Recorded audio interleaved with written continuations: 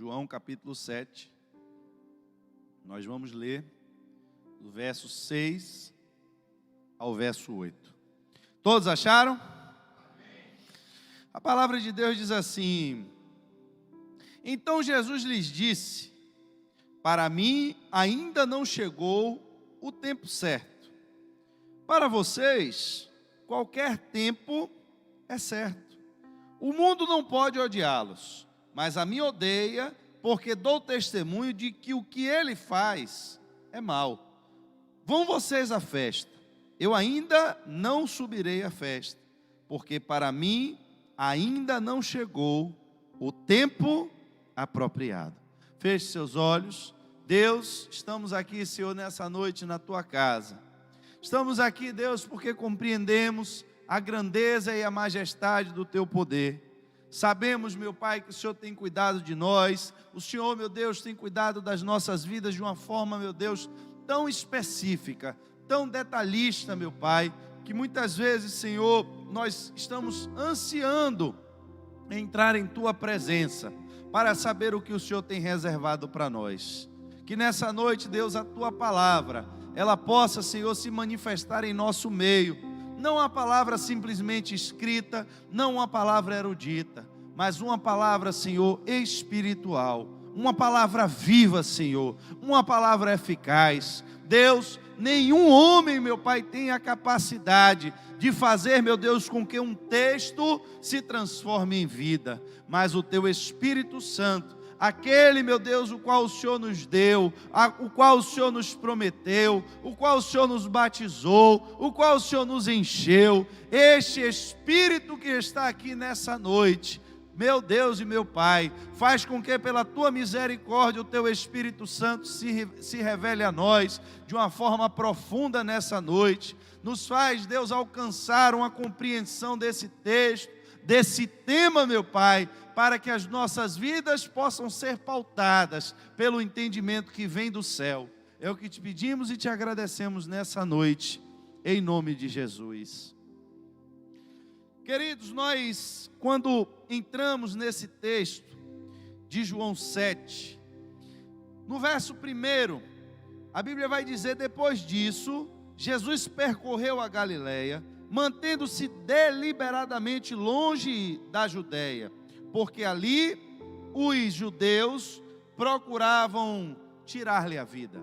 Eu acho interessante, porque muitas vezes nós que somos crentes, e eu falei um pouco, infelizmente eu não tenho como trazer para você a riqueza de detalhes do que a gente falou na quarta-feira passada, mas eu insisti um pouco com a igreja que absorvesse o que a gente estava ministrando, porque você precisaria disso para que a gente pudesse entrar nesse tema hoje. A distinção, queridos, entre o que é um tempo contado, um tempo mensurado, um tempo calculado, o tempo do relógio, o tempo dos dias, o tempo dos meses, a compreensão humana a respeito da dimensão do tempo. Mostrei para vocês um pouco como involuntariamente ou inconscientemente todos nós estamos mergulhados, dirigidos e somos forçados rotineiramente a estarmos calculando o tempo. Mas também mostrei para vocês uma outra realidade, que era uma realidade de um tempo que não tem uma ligação direta com contagem, com medição, mas é um tempo no qual a palavra grega distingue de uma forma muito mais clara do que no português, no qual tempo para nós é tudo igual, mas para eles é muito específico quando você fala do cronos, da contagem desse tempo, do que quando você fala do kairos. Para você entender, e o exemplo que eu dei, nós também usamos essa expressão, ainda que com a mesma palavra, com outro sentido. Quando, por exemplo, alguém chega para você e diz: é tempo de manga. A pessoa não está lhe dizendo que ficou ali contando dias e horas para colher uma fruta, mas está dizendo que dentro de uma contagem de um ano, existe um tempo que ele pode não ser tão específico, pode não ser tão detalhado, tão mensurado, Mas em algum período de época, vai haver uma conjuntura para que este fruto seja agora abundante dentro da floração das árvores. O estudo da biologia vai dizer que tem uma época do ano que é época de frutos. É uma época então que você vai dizer que é tempo de manga. Você quer dizer que dentro desse espaço de tempo compreendido, não calculado, mas é um tempo favorável para que se produza frutos. E aqui, o que é que eu quero dizer a vocês? Jesus agora se encontra dentro de uma dimensão de tempo que a Bíblia diz que Jesus agora começou a percorrer a região da Galileia, mas mantinha-se deliberadamente longe da Judéia, porque ali os judeus procuravam tirar-lhe a vida. Eu acho que você esperava qualquer coisa a respeito de Jesus, menos que ele estava fugindo, porque estavam procurando tirar-lhe a vida. Qual é a expectativa de uma frase dessa no nosso coração? Nós que aprendemos e ouvimos que o nosso Deus é um Deus todo-poderoso. Um Deus o qual nós ouvimos que não há nada debaixo da terra que não esteja debaixo da sua autoridade e debaixo do seu poder. Agora, por que é que começa um texto nos trazendo a ideia e nos dizendo: Jesus estava se escondendo, porque alguém queria tirar a vida. Mas, espera aí, será que foi mesmo esse Jesus que pregaram para mim quando eu me converti? Eu acho que esse pastor está com outra Bíblia aí. Porque pelo menos o Jesus, ou o Deus que eu conheço, é o Deus que faz descer fogo do céu, é o Deus que faz a terra tremer, faz a terra se abrir.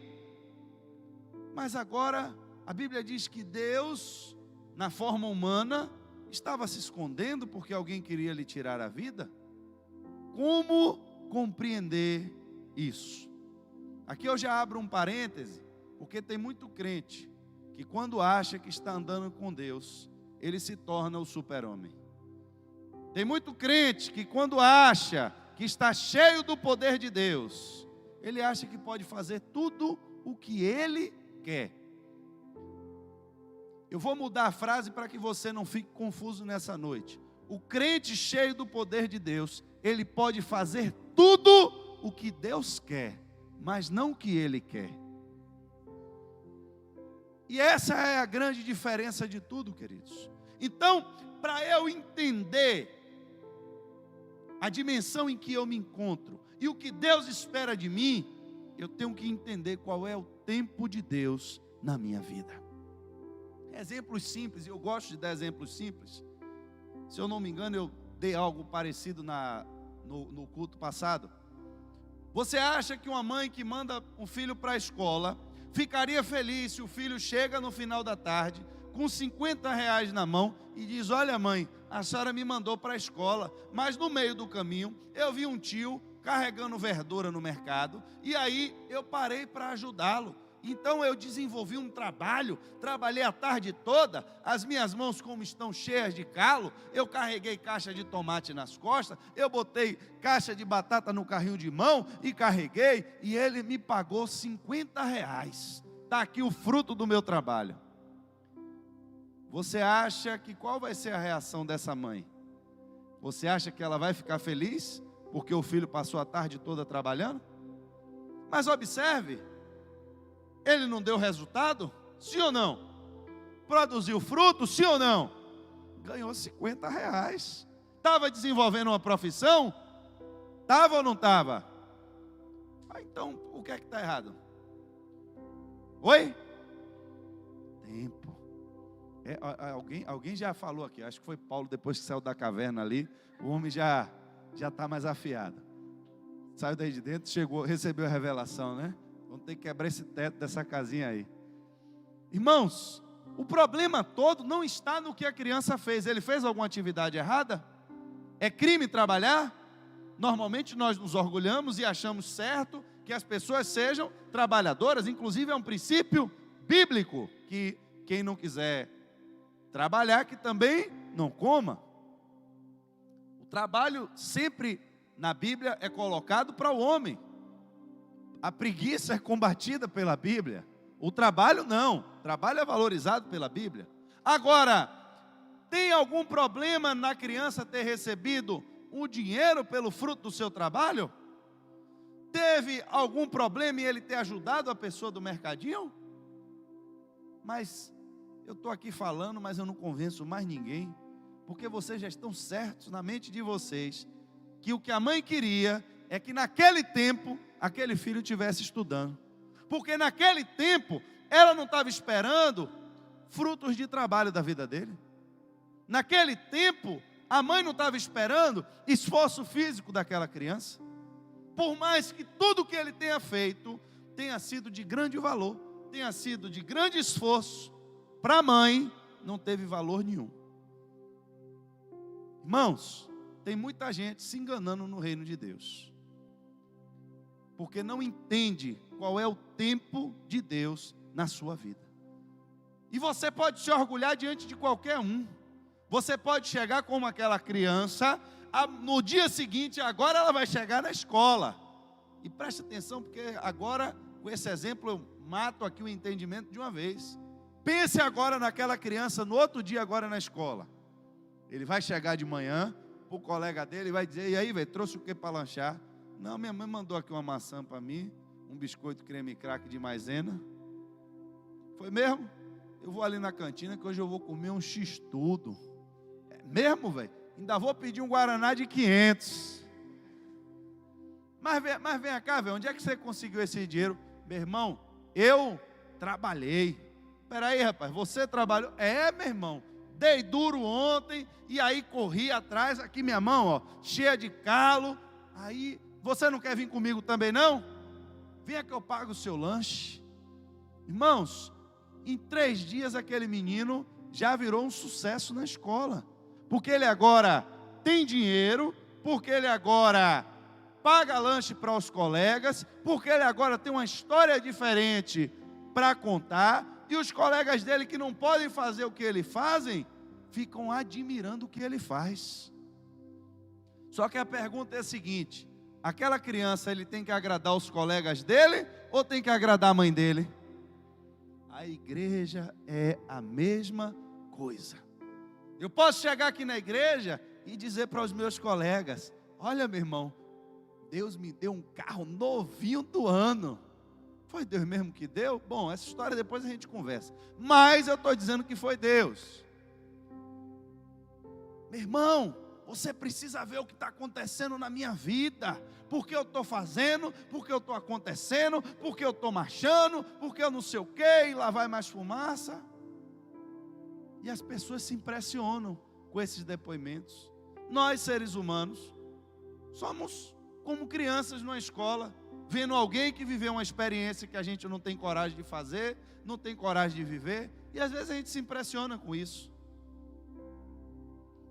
Mas diante de Deus, irmãos, tem algo que é uma visão superior, porque Deus não vê como vê o homem, mas Deus vê o coração. Às vezes, você está vivendo um momento da sua vida, um tempo na sua vida, que Deus às vezes não quer que você faça nada. Deus às vezes quer que você fique parado onde você está, ouvindo, aprendendo. Às vezes tudo que Deus quer é que você tenha um tempo com Ele. E você tem tempo para tudo. Me perdoe, irmãos, eu quero dizer a você que Jesus correu e se escondeu porque estavam querendo matar Ele. Espera aí, irmão, não é filho de Deus?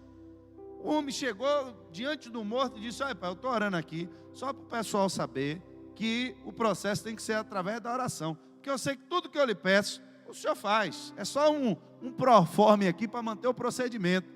Mas eu quero que esse senhor me ressuscite aí. Lázaro, sai daí. E o homem saiu. Você acha, meu irmão, que se Jesus chegasse e dissesse: Deus, esses judeus aqui da Judéia estão tudo perturbados, manda fogo do céu, queima esse povo todo aí.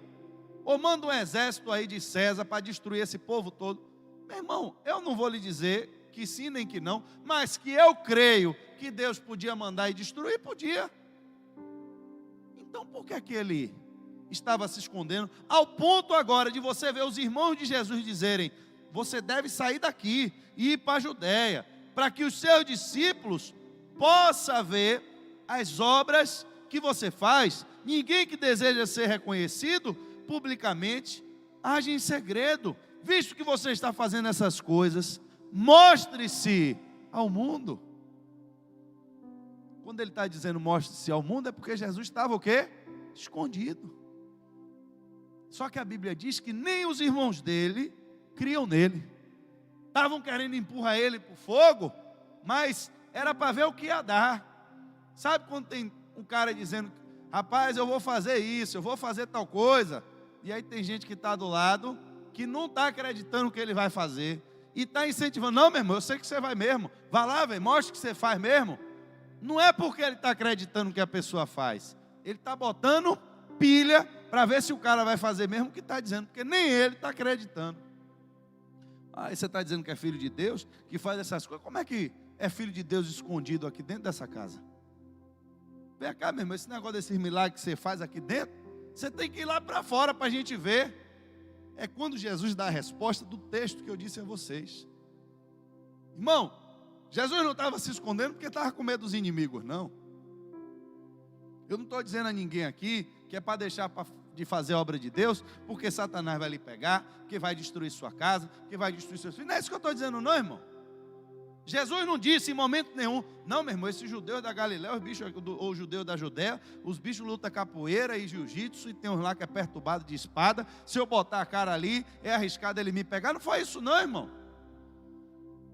Nem Jesus disse: não, meu irmão, esses dias eu dei uma vacilada, não orei direito, e aí eu estou fraco espiritualmente, tenho que entrar numa campanha, subir o monte 5 dias, ver se eu acho Moisés lá por cima de novo, para ver se o negócio funciona aqui embaixo. Entenda, ainda não chegou o meu tempo, porque para vocês, qualquer tempo é tempo. Vocês, ele diz, para vocês qualquer tempo é tempo, mas para mim ainda não chegou o tempo apropriado. Jesus fala de tempo certo, Jesus fala de tempo apropriado. Eu vou falar de tempo, mas vocês vão entender algo interessante, porque nós queremos medir muitas vezes a vida das pessoas. Vou dar um exemplo humano. Nós que estamos estudando aí as parábolas de Jesus, estamos entendendo como é que se interpreta aquelas parábolas. Quem está vindo para a EBD aí, está bem afiado no tema. Entenda, queridos, a nossa sociedade imprime, eu estou falando de coisas humanas, para depois vocês entenderem coisas espirituais. A nossa sociedade imprime um tempo cronológico sobre as vidas das pessoas, que muitas vezes não vai bater sobre um tempo que não é contado por números. O que é que o pastor falou aí que agora ninguém entendeu nada? Preste atenção. Para você dirigir, você precisa ter quantos anos? Esse tempo é um tempo cronológico. Se você provar que você já tem 18 anos que nasceu, está cumprido o seu requisito, sim ou não? E para casar precisa ter quantos anos? Vocês estão procurando tempo cronológico. A pergunta agora eu vou mudar para ninguém ficar aqui fazendo conta demais, porque o relógio cronológico hoje está implacável contra mim. Mas entenda, a pergunta é: vamos supor que nós estabelecêssemos, assim como para tirar a carteira de habilitação, você precisa ter no mínimo 18 anos de idade, que a partir dos 18 anos de idade, as pessoas estariam prontas para se casar. Irmãos, por mais que as pessoas tenham atingido uma idade cronológica, o tempo de maturidade das pessoas, embora tenham a mesma idade cronológica, é totalmente diferente. Você encontra pessoas com 15 anos de idade, que já sabe o que quer da vida, que já tem uma personalidade, que já se vira, que corre atrás, que Mas você tem quantos anos, meu? Não, só tenho 15. Você já encontra um outro com 26 anos de casa, morando com a mãe ainda, e a mãe ainda tem que acordar de manhã para abrir o pão, passar a margarina no negócio, e botar ainda o leite, o açúcar no café, e mexer. Porque se não mexer, o infeliz toma o café preto, mas não mexe. Está repreendido.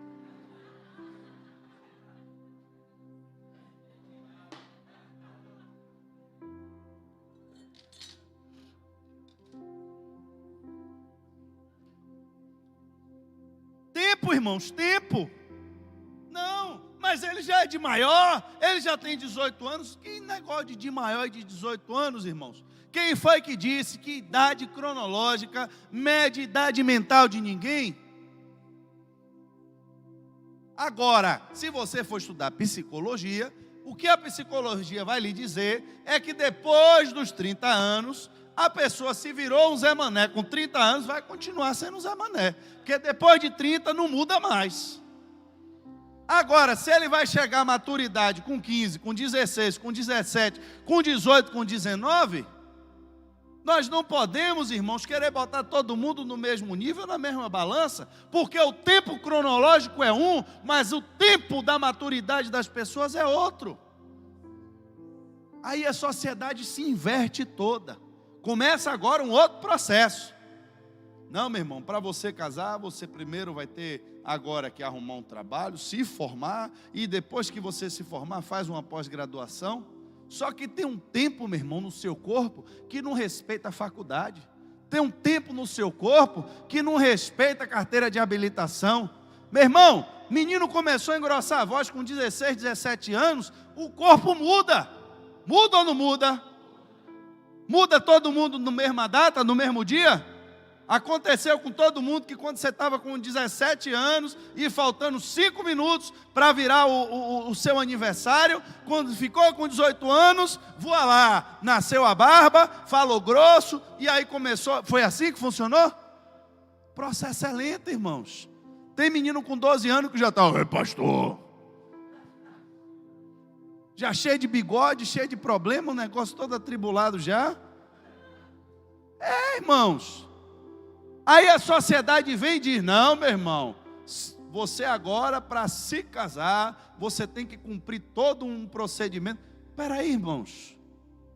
Hoje a nossa sociedade nunca foi, pela última história do que a gente tem visto, da nossa sociedade, ela nunca foi tão liberal e promíscua com relação à sexualidade. Hoje se casar é um negócio já que está virando cafona. Já não tem nem mais graça mais ninguém se casar. É se juntar, é morar junto, é ter relacionamento cada um na sua casa. O negócio está todo tribulado aí, todo bagunçado. Por quê? Porque as pessoas querem mudar o tempo de vida da pessoa, o tempo de maturação hormonal da pessoa, de acordo com o tempo cronológico. Você ainda está muito novo para casar. Você tem quantos anos, meu irmão? Não, ainda tem 24, ainda vai formar, 25 anos. Meu irmão, no tempo que o povo não pecava, no tempo que neguinho não ficava aprontando, escondido e satisfazendo seus desejos de forma ilícita, dava com 17 anos, meu irmão, o menino estava doido para fechar 18, só para tirar uma carteira de trabalho, para arrumar um emprego, e nem que fosse para morar num barraco de papelão, o cara já estava com a mulher lá também para casar e ir embora, meu irmão. Porque ele sabia que o tempo do organismo dele já tinha chegado. Eu não estou dizendo aqui que é para ninguém se casar só por causa desses problemas, não. Mas eu estou mostrando a vocês que o que está acontecendo hoje é um sentimento inverso. Não, faz de conta que isso não está acontecendo. Faz de conta que ninguém tem desejo de nada. E vamos fingir que isso não existe. Tem quantos anos, meu irmão? Tenho 26 anos. Irmão, se você tem 26 anos e ainda não despertou um desejo de casar em você aí, vai procurar um médico, você está com problema hormonal. É um eunuco, pode ser, Paulo diz. O próprio Paulo já se revelou ali atrás. Tem gente que nasce eunuco, está na Bíblia. Você vai pegar a Bíblia vai dizer. Tem gente que já nasceu eunuco. Mas tirando esses que não nasceram eunuco, eu quero mostrar a vocês um desajuste, uma bagunça no meio da sociedade que cai aqui dentro da igreja. Por quê? Porque a gente quer mexer com a idade cronológica, desconsiderando uma realidade que não pode ser medida cronologicamente. Quem sabe da sua necessidade é você, não sou eu não, meu irmão. Tem gente que fica até 22, 23 anos. Tem outro, meu irmão, que deu 16, os hormônios do homem já estão saindo pelo teto já. Então, quem criou isso foi Satanás? Foi quem? Então faça tudo de acordo com a ordem de Deus. Procure uma mulher para casar, que lhe respeite, que você vai respeitar. Alguém que você sabe, meu irmão, que no dia que você entrar nesse negócio aí, é só a morte que separa. Pense direito onde você está entrando. Agora, faça o negócio certinho. Não, meu irmão, a gente tem que cumprir aí um cronograma social. Que negócio de cronograma social, meu irmão? A gente tem que cumprir o cronograma bíblico. É o que a Bíblia ensina, não é o que a sociedade ensina, não. Não, meu irmão, meu filho, minha filha tem que se formar primeiro, tem que não sei o que primeiro. Irmão, toma cuidado, vigia. Que às vezes você está considerando tempo cronológico na vida de seu filho, na vida de sua filha. Só que o negócio está balançando aí dentro. Uma hora você vai ver o negócio pegar fogo aí, quando você tentar apagar o incêndio, pode ser tarde demais. É melhor você conduzir a coisa e canalizar esse fogo, porque fogo canalizado é uma bênção. É com fogo canalizado que a gente cozinha, é com fogo controlado que a gente faz churrasco. É ou não é? Agora, meu irmão, o fogo quando perde o controle, vira incêndio e acaba com tudo. Toma controle desse fogo em nome de Jesus, meu irmão.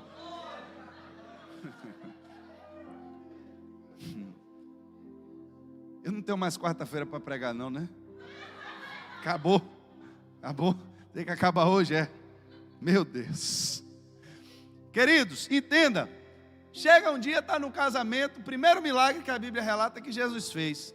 Jesus aqui estava dizendo, como vocês viram, que ele não ia aparecer como as pessoas queriam, porque tinha gente procurando matar ele, e ele entendeu que ainda não era o seu tempo. O problema de Jesus não foi pecado, o problema de Jesus não foi falta de autoridade espiritual, não foi fraqueza, não foi nada. O problema dele é porque ele entendeu, ainda não é o meu tempo. Aí ele vai para o casamento. Quando ele chega lá, a mãe de Jesus vai dizer: olha, acabou o vinho. A pergunta é, se alguém pode resolver o problema de falta de vinho, tem que resolver o problema na hora que falta o vinho. Só que, quando faltou o vinho, a mãe de Jesus sinalizou. No nosso tempo, na nossa contagem, pela nossa percepção, a hora de se fazer um milagre é na hora que aparece um problema. Só que Jesus chega para ela e diz: mulher, o que temos nós em comum? Ou o que tenho eu contigo? Ainda não é chegada a minha. Mais uma vez, às vezes, queridos, a gente quer que Jesus faça um milagre na hora que a gente quer, do jeito que a gente quer. Eu vejo muita gente se passando nisso. Entenda, irmãos, nenhum homem pode fazer nenhum milagre sem o auxílio ou a intervenção de Deus. Quando eu vou orar por qualquer pessoa, eu aviso, eu disse: olha, eu vou orar, eu vou pedir a Deus, mas quem decide se vai curar ou não, é Ele, não sou eu. E é por isso que a gente vê muitas pessoas sendo enganadas, porque elas não têm a compreensão de que o homem é apenas um instrumento e é apenas um canal, mas quem decide se faz ou se não faz, é Deus. Aquele pastor que teve aqui, o pastor Eliomar Soares, quantos estavam aqui no dia que ele estava aqui? Isso é benção. Aquele pastor, uma vez, eu vi ele dar um testemunho, ele pregando. Foi um negócio, irmãos, que me chamou a atenção, que marcou a minha vida. Uma determinada feita, ele disse que foi chamado para pregar em uma igreja grande. E quando ele chegou lá, botaram ele num hotel 5 estrelas da cidade. E aí, meu irmão, ele deitou naquela camona toda sozinho. E aí, podia pedir o que quisesse lá no hotel. E aí, pedindo só os pratos, negócio gostoso, e TV a cabo para cima, TV a cabo para baixo, e banho de piscina, e dando uma relaxada no sol, e sauna. Chegou de noite e foi pregar. Cadê a revelação de Deus? Cadê a manifestação do poder de Deus? E ele disse, a igreja é assim, ó, socada de gente, todo mundo convidado para ver o homem que veio manifestar a graça de Deus. Ele disse, irmão, que terminou de pregar a mensagem dele, agradeceu a oportunidade e foi embora. Ele não falou isso, mas eu entendi isso. O fato de Deus não ter usado ele, não deu a ele o direito de querer usar Deus. Ele entendia que era ele quem precisava ser usado por Deus. Mas se Deus não quisesse usar ele, ele não estava disposto a querer usar Deus. Porque tem muita gente, irmãos, que perde a graça de Deus, perde a comunhão com Deus, perde o contato com Deus. É tempo de se arrepender, é tempo de se humilhar, é tempo de voltar às primeiras obras. E está querendo fazer pataquada, está querendo chamar a atenção dos outros. E aí Deus não usa. Quando Deus não usa, irmão, tem que inventar alguma coisa. Irmão, eu já vi depoimento dentro da igreja, os músicos sabiam que tinha um microfone, aqueles microfones de cabo antigo, que estava dando choque. O cara, meu irmão, foi orar pelos outros, ele descobriu que o microfone estava dando choque, ele encostava nas pessoas, encostava o microfone, a pessoa sentiu o choque do microfone e achava que era Deus. Irmãos, vocês estão pensando que é brincadeira? A gente tem que entender, irmãos, a seriedade do que alguém dizer que está manifestando o poder de Deus. Jesus disse, olha, a mulher disse, meu irmão, Jesus, o vinho acabou, é a hora do senhor tomar uma providência. Jesus disse, é a sua hora, porque a minha ainda não chegou. Eu não tenho nada a ver com o seu problema da forma que você acha que ele tem. Não tenho nem parte com você, mulher, porque a minha hora ainda não chegou. E eu não sei lhe dizer, irmãos, quanto tempo demorou entre a hora de Maria e entre a hora de Jesus. Uma coisa eu lhe digo, na hora certa, Ele manifestou a sua graça naquele lugar. Às vezes tem propósitos. Você já pensou, irmão, se Filipe começa a orar no meio do deserto? Senhor, que tribulação é essa, meu pai? Eu cheio do Espírito Santo, eu que subo o monte todo dia, estou jejuando 3 vezes ao dia, não perco um culto da intercessão lá na igreja, todo sábado de manhã estou lá com a irmã Marivalda, todo culto, 1 hora antes, eu estou lá com os irmãos, entrando no mistério, aquele negócio forte. O Senhor agora me traz para um deserto, um lugar que não tem ninguém para pregar. Só que não era tempo dele pregar para muita gente, não era tempo dele falar para uma multidão, porque tinha uma pessoa que ia passar por ali, que não ia ter outra oportunidade de ouvir o Evangelho de Jesus. Mas ele não sabia o que ia acontecer. O grande diferencial, irmãos, é que Filipe estava sendo conduzido pelo Espírito ao deserto. Mas eu vim para esse mundo, Pai, para poder manifestar a Tua glória, e o Senhor agora manda também eu ir para o deserto, e agora quando a coisa ainda estava pior, ainda aparece Satanás na minha frente. Não era para eu salvar o mundo, não era para eu pregar o Evangelho, era, mas agora é tempo de enfrentar Satanás. Irmãos, tempo de enfrentar Satanás, tempo de enfrentar Satanás no deserto. Mas que tribulação é essa na minha vida? Por que é que isso está acontecendo, irmão? Antes de murmurar, antes de começar a se queixar do que está acontecendo, procura entender que tempo é esse que Deus quer com você. Porque a gente quer que Deus faça as coisas na hora que a gente quer. Só que às vezes Ele vai chegar para a gente e vai dizer, o que é que tenho eu contigo? Ainda não é chegada a minha hora. Eu acho interessante quando a gente vê, e esse ano a gente falou bastante sobre essa dupla, Marta e Maria. Esse ano a gente tirou grandes lições dessas passagens, mas eu, meditando sobre esse tema do tempo, eu vi algo interessante. Olha o que no profundo, o que é que Marta e Maria, já que as duas disseram a mesma coisa, você vai encontrar essa referência em João capítulo 11. Eu vou ler específico, verso 21 ao 26. A Bíblia diz assim, ó, disse Marta a Jesus: Senhor, se estivesses aqui, o meu irmão não teria... Peraí, presta atenção, bora entender o que é que ela está dizendo aqui. O verbo está em que tempo? Se estivesses... O que é que ela quer dizer? Presta atenção agora comigo aqui. Eu prometo que eu não vou passar do 3 ali. Quando eu chegar no 3 ali, eu paro. Se estivesses aqui. Ou seja, se no meu tempo o Senhor estivesse aqui, o Senhor teria resolvido o meu...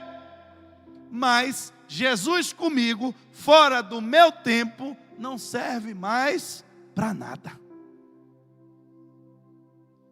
Irmão, você está por fora do tanto de gente que abandonou Jesus, da quantidade de pessoas que perderam a sua fé e foram embora pelaquela porta, por aquela não, em nome de Jesus, por uma porta de outra igreja, e não voltaram mais. Você não tem ideia. Se a gente pudesse fazer uma retrospectiva desses 2019 anos, do dia em que Jesus nasceu nesse mundo, que pregou o Evangelho à primeira pessoa, você não teria ideia de quantas pessoas deixaram Jesus e perderam a sua fé, porque criaram uma expectativa no seu coração de que Jesus ia resolver um problema dele na hora que ele queria. E Jesus não resolveu. E as pessoas foram embora. E quando você encontra essas pessoas, às vezes Jesus está na sua vida, e você chega para conversar com aquela pessoa, e aquela pessoa está frustrada. Meu irmão, por que é que você nunca mais apareceu na igreja, irmão? Não, meu irmão, os problemas aí. Que problema, meu irmão? Conte aí. Não, meu irmão, eu estava com um problema aí, comecei a orar, meu irmão, orar, e nada de Jesus responder. A gente fez umas campanhas, fez um círculo de oração. Tinha até uma irmã lá que fazia o teto, chega, tremia quando ela orava, a luz piscava, a gente se arrupiava todo. Tinha um que dava uma queda de asa para o lado, o negócio era forte. Mas não resolveu nada, meu irmão. O problema continuou, mas meu irmão, vamos continuar. Ah, não, meu irmão, agora não adianta mais não. Eu não sei quem aqui já teve experiência de encontrar alguém assim. Você chega para falar de Jesus de novo para ele, e ele já fecha uma porta. Ah, meu irmão, isso aí eu já conheço. Eu já fui crente, já fui quase pastor. Na minha congregação, eu que dava a palavra. Na minha congregação, o pastor às vezes passava um mês sem aparecer, eu dava até ceia. Não, e hoje, não, hoje a presença de Jesus no tempo de hoje não me interessa mais. Porque para mim, Jesus só servia no tempo que eu achava que eu precisava dele. Senhor, se o Senhor estivesse aqui, no dia que eu achava que ainda tinha jeito para meu irmão, aí eu sei que ele não teria morrido. Mas agora a sua presença aqui não me serve mais de nada. Eu nunca tinha visto essa passagem por esse ângulo, de entender que o que Marta estava agora, limitando o poder de Deus, era um tempo cronológico. Se o Senhor estivesse aqui ontem, anteontem, dentro de uma contagem de tempo, na minha contagem de tempo, no dia que eu achei que era oportuno, se o Senhor estivesse aqui, ele não teria morrido. E sabe o que é pior? É que ela faz agora uma viagem no tempo, porque para ela, o tempo que ela estava vivendo, não era mais tempo oportuno, já tinha perdido o tempo. Só que agora ela vai falar: eu sei que meu irmão vai ressuscitar, eu sei que ele vai ressuscitar na ressurreição do último dia. Irmãos, isso aqui agora, vamos dizer, é a cereja do bolo desse tema. Tem gente que não vive o presente, porque anda se lamentando do passado e só pensando no futuro. Está na Bíblia. Ah, Jesus, vou orar. Bora orar, bora, irmão. Ô, Senhor, eu estou vivendo essa tribulação toda porque o Senhor não salvou meu marido. Eu estou vivendo esse inferno hoje porque o Senhor não me manteve lá no meu emprego. E vai orar, irmão, só para reclamar das coisas que já aconteceu no passado. Não, meu irmão, vamos ter fé. Não, meu irmão, eu sei. Eu tenho fé que daqui a uns 10 anos aí, Jesus vai entrar aí na história e vai fazer alguma coisa. Não, e hoje, irmão? Não, hoje, vamos esquecer o dia de hoje. Cada dia basta ser o mal. E a gente esquece, irmãos, de ver que muitas vezes nós estamos diante de Deus. Se Ele não veio ontem, se Ele não veio no dia que achou que era para Ele vir, o que importa é que agora Ele veio. O que importa é que agora Ele está aqui. Ah, então já que Deus está presente aqui agora, então pode ser, né, que eu não vou viver mais isso, mas quem sabe meus filhos, quem sabe meus netos vão ser prósperos agora. Irmão, acorda, irmão, em nome de Jesus. Nós vamos virar o ano, você ainda vai ficar se lamentando do que você não viveu e vai ficar pensando só no céu. Eu não estou dizendo que é para ninguém pensar no céu não, irmão. Só que entenda, você ainda não chegou no céu não, irmão. Você está com o pé na terra, preso ainda. E enquanto você está aqui, tem coisas que Deus ainda quer que você faça. Mas eu não sei qual é o tempo de Deus. O tempo, irmãos, não é empecilho para Deus abençoar ninguém. A Bíblia diz que Sara engravidou e deu um filho a Abraão em sua velhice. Só que em Gênesis 21, no verso 2 e 5, você vai ver, Sara engravidou e deu um filho a Abraão em sua velhice, mas na época fixada por Deus em sua promessa. Deus prometeu que vai dar o filho, mas não disse a data, não disse o dia, não disse o horário. Eu vou dar o filho. Vai dar o filho? Vou. O tempo cronológico passou, os anos se passaram. Agora a Bíblia vai dizer que Abraão estava com 100 anos de idade quando Isaac nasceu.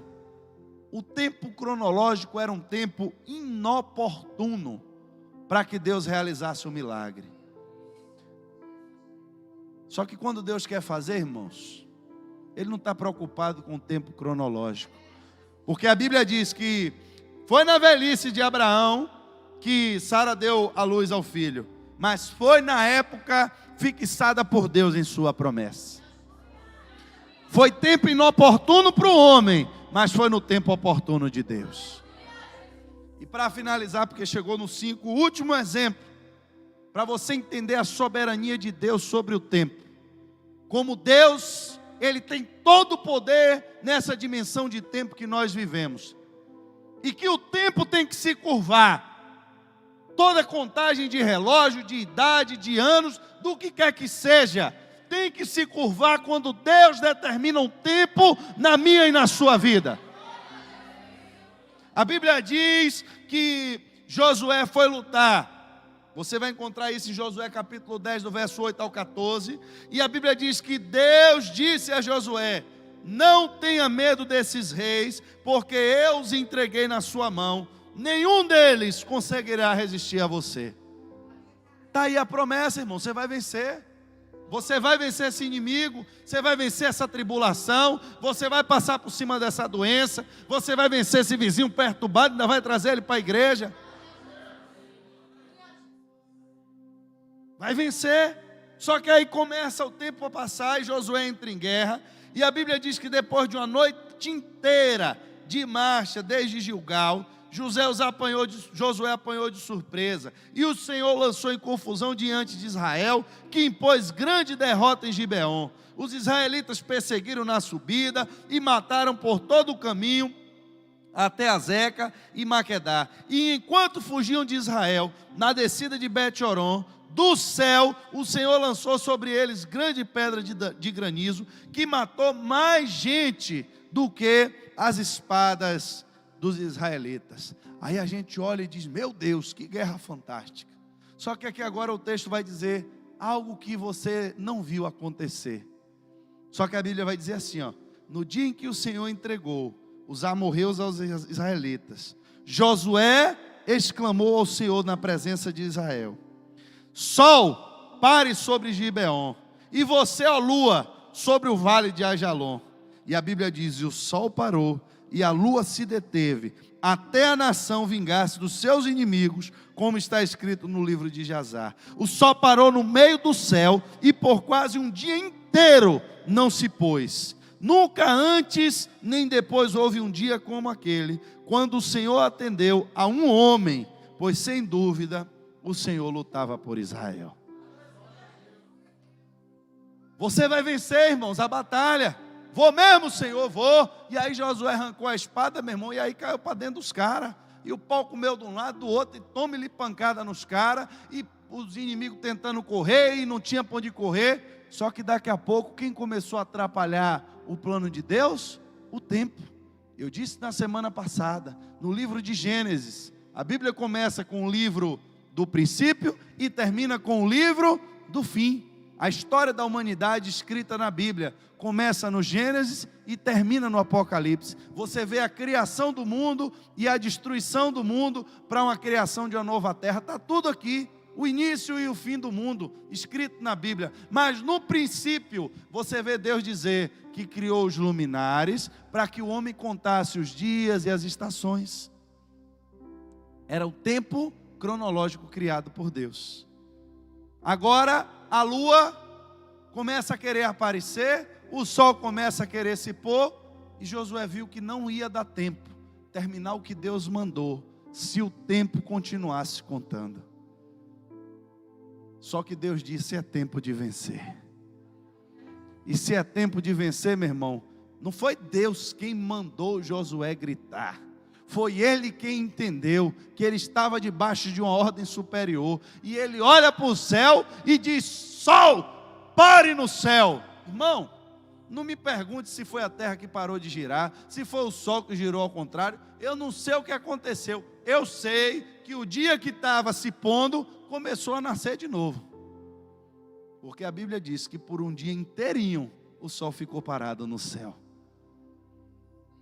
Eu queria que você ficasse de pé nessa noite.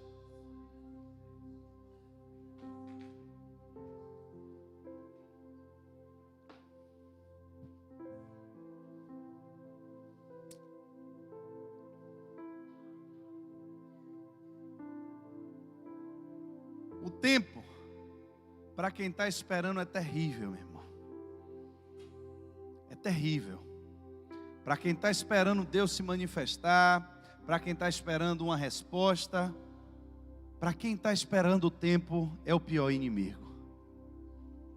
E às vezes nós nos cansamos. O tempo nos cansa. E depois do cansaço vem o desânimo. E eu não sei pelo que você está orando. Eu não sei qual é a batalha que você está enfrentando na sua vida. Eu não sei o que é que está acontecendo com você. Mas Deus sabe. O problema é saber se você também sabe. Qual é o tempo que Deus tem nesse momento sobre a sua vida. E eu queria orar para que você não desistisse no meio dessa batalha. Para que você pudesse entender nessa noite que Deus, ele não está preso a tempo. Que Deus não está preso ao horário do relógio. Que Deus não está preso à idade que você tem. Que Deus não está preso ao tempo que você acha que Ele tem que agir, nem a forma que você acha que Ele tem que fazer. Mas Deus está preso ao tempo em que Ele determinou sobre a sua vida. Porque quando Ele libera uma palavra, a Bíblia diz que a palavra dEle não volta vazia. Eu queria que nessa noite você se perguntasse: qual é o novo tempo que Deus quer para a sua vida? Qual é o tempo que você está vivendo da parte de Deus? Esquece, irmãos, os problemas. Porque não adianta você ficar a vida toda preso nessa mágoa do passado. Não adianta você ficar o tempo todo se lamentando pelo que já aconteceu. O que já aconteceu, irmão, já aconteceu, não vai voltar mais. Ah, Jesus, se eu lhe conhecesse naquele tempo, irmão, aquele tempo você não conhecia Jesus e pronto, você já aprontou, já fez, já não tem mais jeito. Ah, Jesus. A pergunta é, e o que é que você está vivendo hoje? Como foi seu dia hoje? Porque Marta e Maria estavam dentro de casa, chorando e se lamentando porque Lázaro morreu. E Jesus chega na porta da casa dela, e ela, ao invés de ficar feliz porque recebeu Jesus, vai ficar se lamentando pelo que passou. E ainda culpando Jesus. Se o senhor não tivesse aqui, meu irmão não tinha morrido.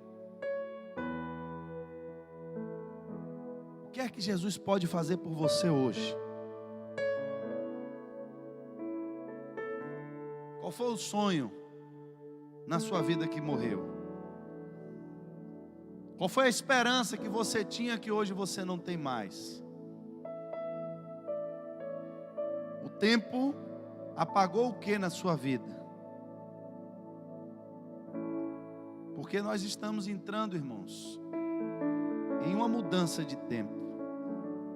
Assim como se muda uma estação e se muda todo o clima, Deus tem nos dito, estamos entrando em uma mudança de tempo. Mas entenda, o tempo que o mundo vive não é um tempo bom. Porque o mundo está vivendo um tempo bíblico chamado de tempo do fim. E quem está sujeito ao tempo do mundo, vai viver um tempo de pessoas arrogantes, de pessoas que não respeitam as outras, que não respeitam os pais, são zombadores. Um tempo em que os filhos estão contra os pais e os pais estão contra o filho. Um tempo no qual o amor das pessoas está se esfriando. Esse é o tempo do mundo. Mas tem um tempo de Deus.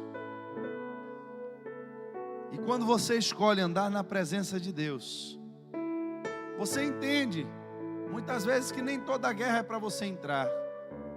Você entende que nem toda luta é para você lutar. Nem toda palavra é para você rebater. Nem todo inimigo é para você derrotar. Porque você não é guiado pelo que você acha.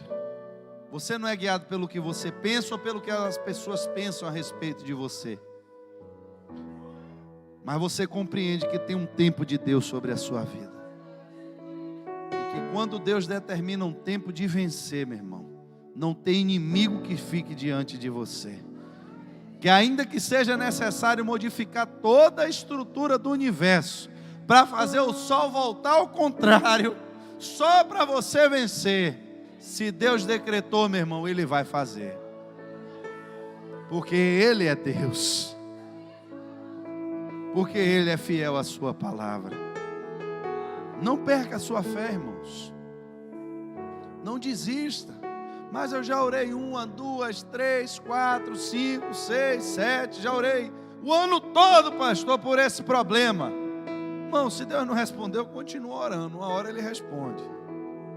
E se Ele não lhe curou, é porque ainda não é tempo dEle lhe curar. Ainda tem um propósito nisso aí. Mas eu estou com esse problema no meu casamento já há tanto tempo. Já estou vendo a hora do negócio desabar de uma vez aqui. A gente já não se entende mais, já não conversa mais. Eu estou sentindo que é tempo de desistir. Escute.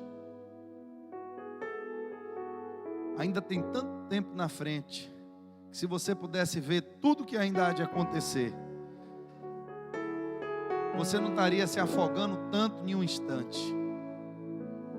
Porque às vezes um instante na sua vida faz com que você tome decisões precipitadas, que você vai ter muito tempo para se arrepender dessa decisão. Ore a Deus, peça a Deus para lhe mostrar aonde é que você está errando. Porque às vezes a gente só vê o erro das outras pessoas.